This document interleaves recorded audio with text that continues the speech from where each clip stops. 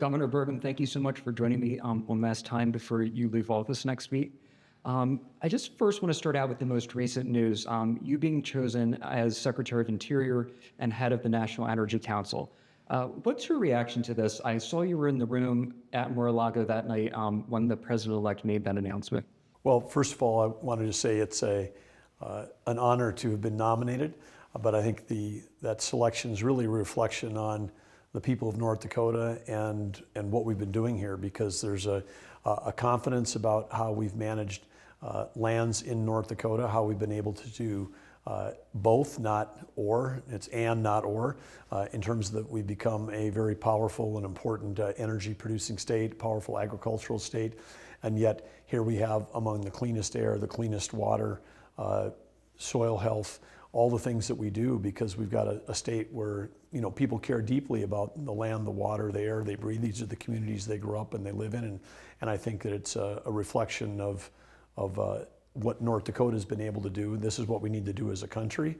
If we're going to have prosperity at home and peace abroad, we've got to get our energy policy in the right direction, and we've got to make sure that we're using the balance sheet of America, which is the over 500 million acres of public land that currently the federal government is managing.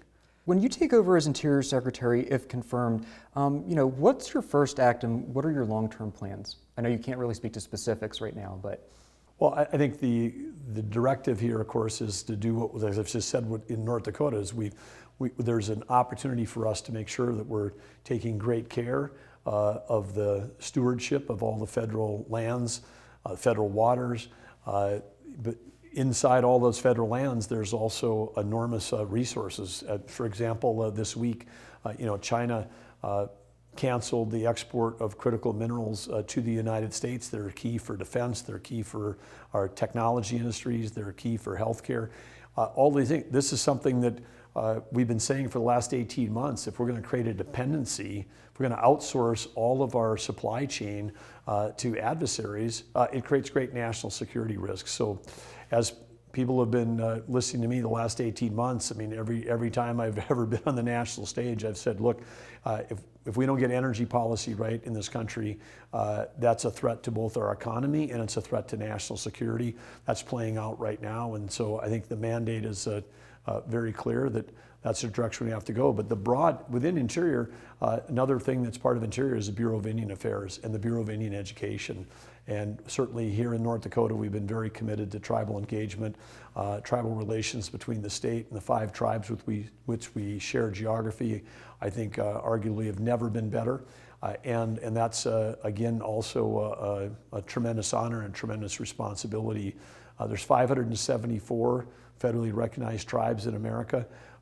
Some of them are facing tremendous economic challenges, but they're also facing the same burden of red tape from the federal government that we as a state face. And one of the things that I know with the tribes here in North Dakota that we share is, hey, if they're a sovereign nation, we're a republic. The states have certain sovereign rights as well here, and we've got to fight for those rights for the tribes and the states and push back against the federal government. It'll be fun to have an opportunity to help get that alignment where it should be. Will you live in D.C. for this position? There's certainly an office there. That's where the Interior is headquartered.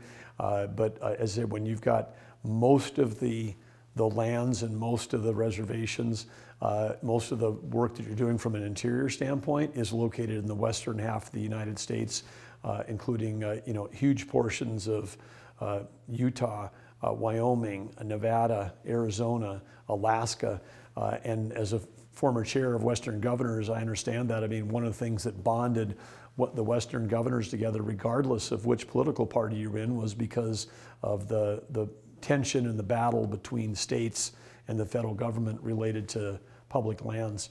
And I'm not, the national parks is the easy part. That's among some of the smallest portion of these lands we're talking about. But Bureau of Land Management, Bureau of Reclamation, U.S. Fish and Wildlife, these are vast swaths of territory. So I think, yes, headquarters are in D.C., but I think to do any job, you've got to get out and be connected with the people that are using those public lands and with the people in the communities that are in or encompassed by those lands.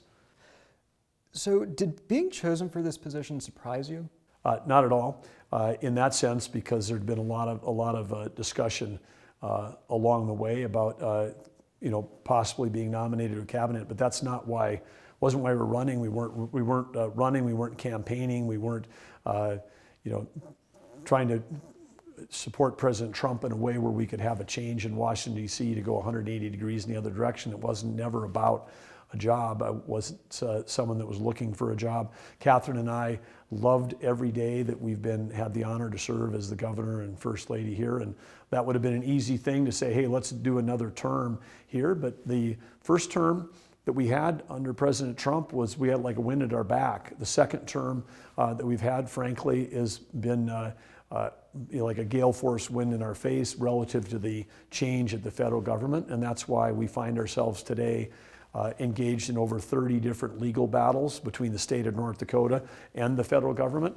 And we made a decision last January that, hey, instead of running for governor again, maybe we should just run for a change in administration, because that would actually be a huge gift to states like North Dakota. Any state that's an agriculture, energy, natural resource state has basically been in a battle. And I think the public has spoken, the voters have voted, and I think we're going to be heading in a different direction, again, where we can do both. We can take care of the environment, we can take care of the land and the water, we can do that, and not put ourselves on a course of energy poverty, not put ourselves on a cost where everything is unaffordable because energy is too high, and not put ourselves on a course where we become dependent on literally our adversaries. I mean, we're involved in 2 proxy wars, one with Russia, one with Iran.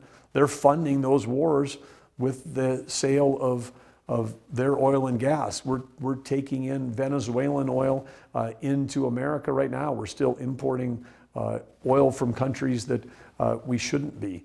And so there's a big opportunity, again, both on the economy and on national security if we get this right. So when asked to serve, I think at this particular point in time in our history, this is we made the decision to say yes, that we'll continue serving, but in a different way. I know you were very close to even maybe being chosen for vice president. How close were you to that? Well, as close as you can be, I think is the answer. But there's everything happens for a reason, and that decision was made. We didn't spend any time. We weren't trying to become vice president when we were out supporting the president Trump during that period of time. So that was never a goal. He made a choice. And now, again, as things are, I mean, having an opportunity to chair the new National Energy Council, have an opportunity to be nominated for Secretary of Interior. I mean, this is an important way to serve, and we're looking forward to serving in this way. Were you being considered for other cabinet positions besides Interior? Senator Kramer told me that you were still hopeful that you'd be chosen for Secretary of State, and you're in a position to kind of name whatever position you wanted within the Trump administration.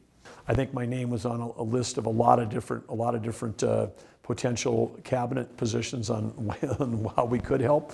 And again, that's flattering, but we were in a great spot now. I think President Trump's making some great picks. Some of the folks that he's naming are people that I've known for a long time, some of the ones that I've gotten to know, but I think this cabinet's going to be amazing, and I'm looking forward to them. A number of those cabinet folks are all going to be also serving and sitting on the National Energy Dominance Council, and so we're going to get a chance to work together directly to make sure that we've got plentiful, affordable energy in this country. And that's baseload electricity. We're not just talking oil and gas, because we're heading into artificial intelligence, or AI, arms race with China, and the winner of that race is going to be the one that has the most electricity, because that's how that battle is going to be fought. And right now, China is outstripping us. We're shutting down baseload energy under the Biden administration in the U.S. They're adding multiple new baseload plants every month in China. I mean, they will add more baseload in the next 2 years than all the plants that we have in the country, and that's just something that we've got to really pay attention to, because we may already be behind in that, so we got some catching up to do as a country. Governor, when I interviewed you back in March, I asked if there were talks going on with Mr. Trump when you got out of the presidential race You said he was generous and singing yours and Catherine's praises on a radio program. I know you've been kind of saying that's not why you got into this to get a position, but were there talks of you potentially joining his administration? If you jumped out of that presidential race? No. There was no discussion about that at all, and I think again, Catherine and I, at the time we endorsed him, we hadn't even made a decision whether they're going to run for a third term or not, and certainly private sector is where I spent most of my life. Like President Trump, the first time I ran for office was in 2016, and so there are a lot of opportunities back in the private sector, and that was always something that we were both looking at and even looking forward to, because there's a lot of ways you can make a difference for this country in the private sector. What have conversations been like with the president-elect over the last few weeks? I see you've also been traveling a lot between North Dakota and Mar-a-Lago. Well, the first thing is people should think about Mar-a-Lago right now as the new Washington, D.C., because yes, Congress is meeting, yes, that's still our capital, but in terms of the transition effort, it's all happening around Mar-a-Lago, the Palm Beach area, and so there's literally thousands of people that are there. The transition leadership team is there, and it's the setup is there again. President Trump, as has been well reported, receiving world leaders there regularly. So in some ways, this is the center of power, even though he hasn't been sworn in. He's making progress on ending 2 wars, and he's not even in office yet. What we're seeing in the change of how the world is responding to the United States started happening on November 5th very rapidly. And so, yes, going there right now is essential, because each of the cabinet leaders, like myself, have got an opportunity to get ahead on staffing. And yes, I've got to go through a Senate hearing, but there's 17 other positions in Interior that also have to go through Senate confirmations. There's about 30 in the Department of Energy, and Chris Wright, who's going to be the new Secretary of Energy, he and I have even done some days where we're sitting together doing joint interviews as we interview people on, are they going to go to Interior, are they going to go into Energy, but trying to be efficient in terms of how we staff up. And I want to say that the amount of talent that's coming forward that wants to be part of this administration is super impressive, and there's a lot of really capable people that want to be a part of this. It's going to be exciting. The next couple of years is going to be a very exciting time for our country. We're seeing a lot of the cabinet nominees up at Capitol Hill. Will you be going up there soon to kind of meet with senators and start getting ready for the nomination processes for the confirmation? Yes, absolutely, and that's relatively standard. Most of the nominees will have a committee hearing before there's a full vote, and I think it's tradition and a good practice to have individual meetings with each of those.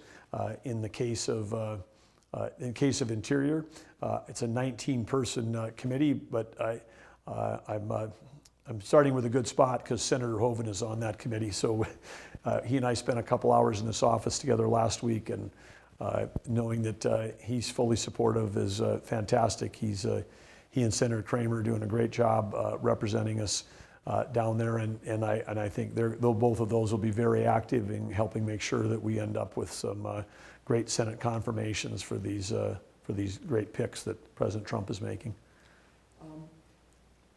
Just taking a step back now, you've brought North Dakota into the national spotlight from running for president to being one of former President Trump's top supporters, to almost being vice president, to now being in the cabinet almost. Did you ever think that you would be here after 8 years as governor? When we ran first for governor, I really focused on the job at hand, but when you think back to 2016, it was a very different environment. The Dakota Access Pipeline protests were at full tilt. We were having a budget crisis because of the collapse in oil prices, and North Dakota was, economy was really at risk. And so we had a lot of things to really focus our attention on when we started. But then, here we are 8 years later. Our tribal relations has never been better. Our resources that we have at the state, no legislature has ever come in with the kind of resources that we're presenting in the budget that we presented 2 days ago.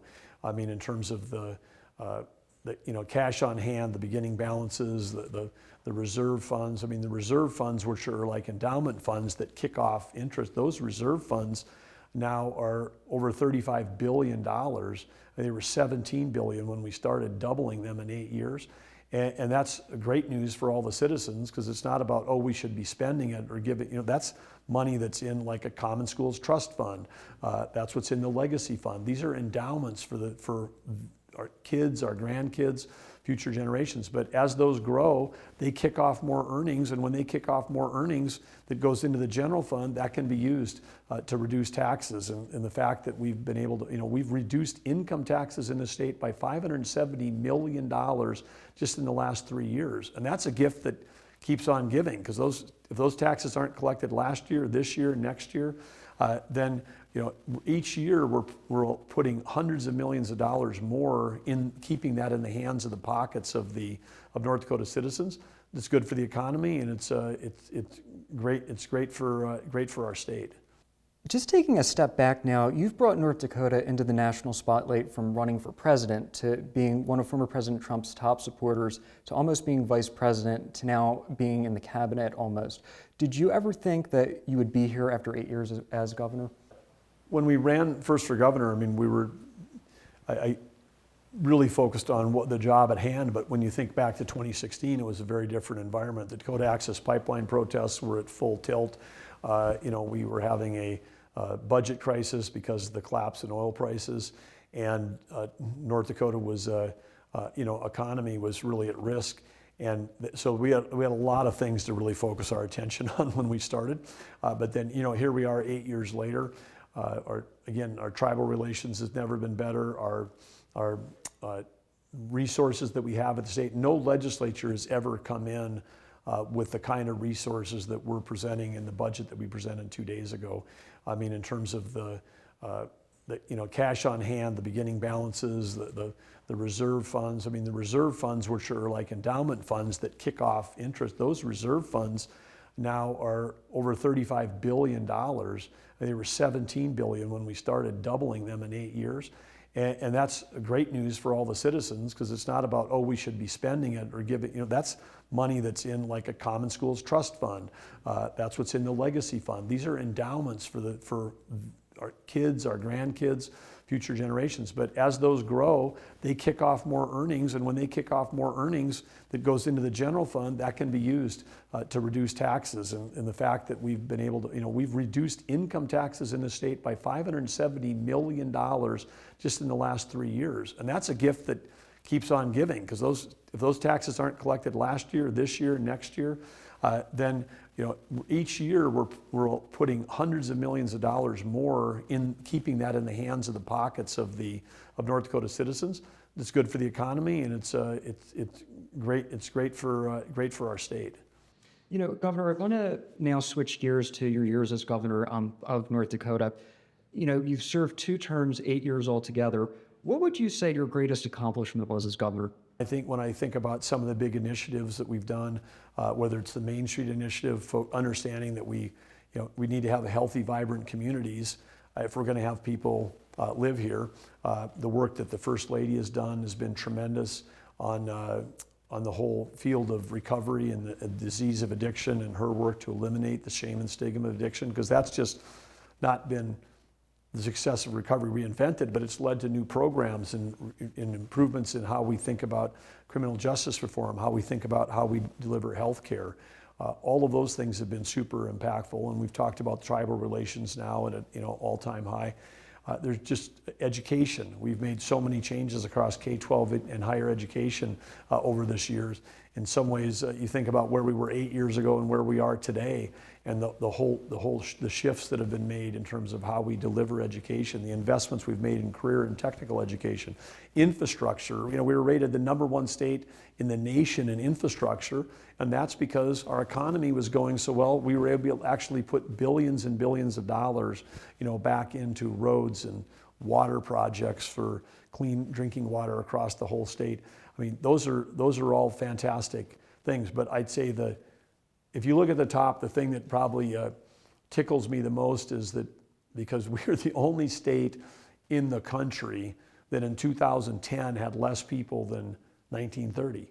I mean, we're the only state. Other 49 states all just grew. I mean, the United States more than, doubled or practically tripled during those 80 years, and we went the other way. I mean, that's like I used to say, well, how does that happen? That's a team effort. But now, since 2010 forward, in the last 8 years, we've seen our population growing. We've got more young people with families, and we've got more kids. So we went from one of the oldest states to one of the youngest states. Just in this last month, named the #1 net in-migration state. More people moving here on a percentage basis than any place else in the country. And some of that, of course, is because of the success of what we've done in the energy industry, where you've got like McKinsey County in the decade between 2010 and 2020. In that decade, it was the fastest growing county in America. These are things that I think many people that spent their life here, like, that's not possible. We're just stuck in a permanent state of decline. And part of our future is not just based on policy and not just based on dollars in the bank. It's based on the demographics of people. Demographics are destiny. And what we've got going on in North Dakota right now with young people staying, young people creating families here, think of it as generations of kids that are going to grow up in North Dakota and say, this is not a place I'm trying to get out of. This is a place I want to stay. Best place to start a business, best place for friendly business, highest workforce participation, hardest working state in the nation. If you're a North Dakotan, I mean, how can you not be enormously proud of what the people of the state are doing every day? It's not about the government, it's about the people.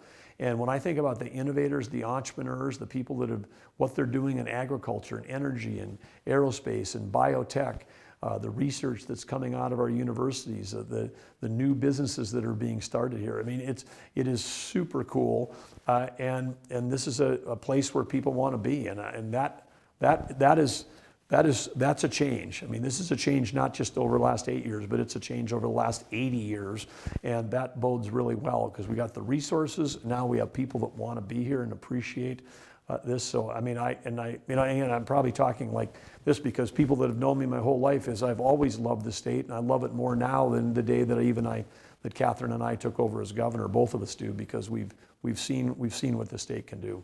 Looking back, is there anything that you would have done differently? I would have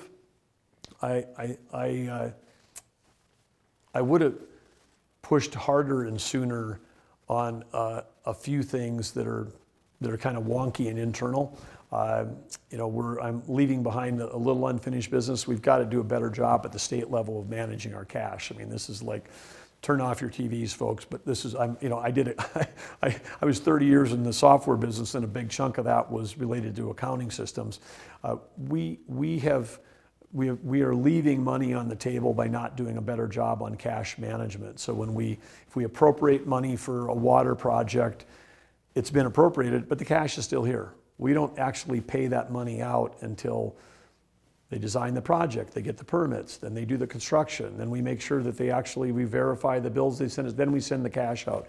So from the day the legislature appropriates it to when the cash goes out the door, sometimes that could be a year, 2 years, 3 years, 4 years, depending on the length of these long, big-scale project and permit, whether it's flood diversions or other road projects that we do.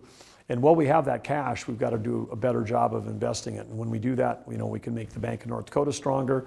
We can generate interest which could be not just tens, it could be hundreds of millions of dollars of additional revenue for the citizens. So that's a challenge I've left behind. We've set up a framework. We hope the legislature will adopt it.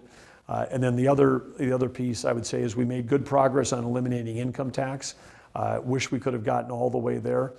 We're up against now 9 other states in this country that do not have state income tax on individuals.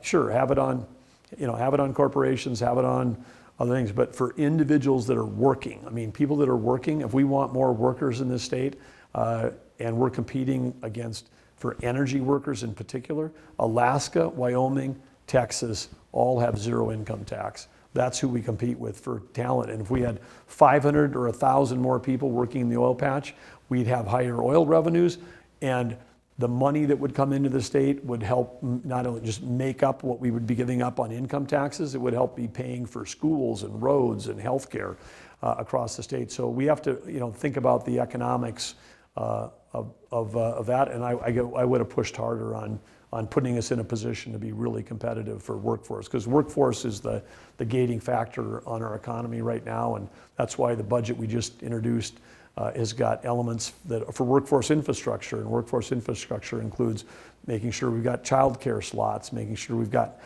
housing, where if someone wants to move to North Dakota, they've got something that they can move into here, whether it's an apartment or a home that fits their needs, whether they're young and starting out, they need a starter home, or whether they're a senior citizen and they want to stay here and they need to downsize. We've just got to get a broader, deeper set of housing products to allow us to keep attracting talent to North Dakota.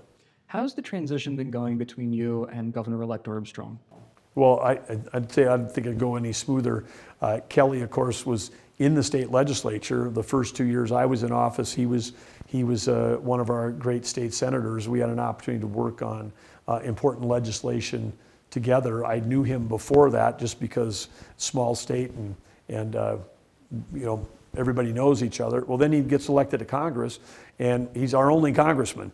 And when you're the governor and you got one congressman, you get a chance to spend time with him, whether that's at North Dakota National Guard events, or whether that's at federal events, or whether that's collaborating, because when you have a 3-person congressional delegation, we all work there, and we had a great working relationship. And now as he comes into office, it's going to be really seamless. What do you think you'll miss the most about being governor? Being a governor of any state is a great thing. Being the governor of a state that you grew up in and that you just love, that state is fantastic. But the job of governor is one where you can make a difference in people's lives every single day. And the idea that every day you get up in the morning and go, man, I get a chance to go to work.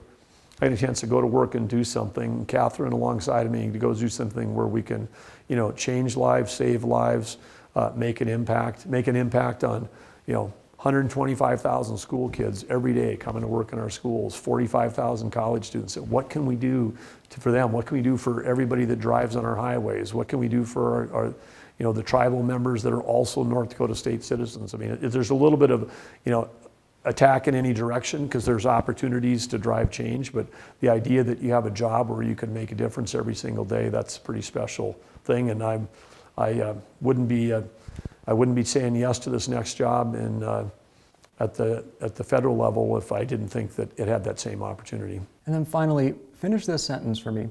The legacy of Doug Burgum is? Unfinished. All right, Governor Burgum, thank you so much for your time. I appreciate that. Great, thank you, Jessica.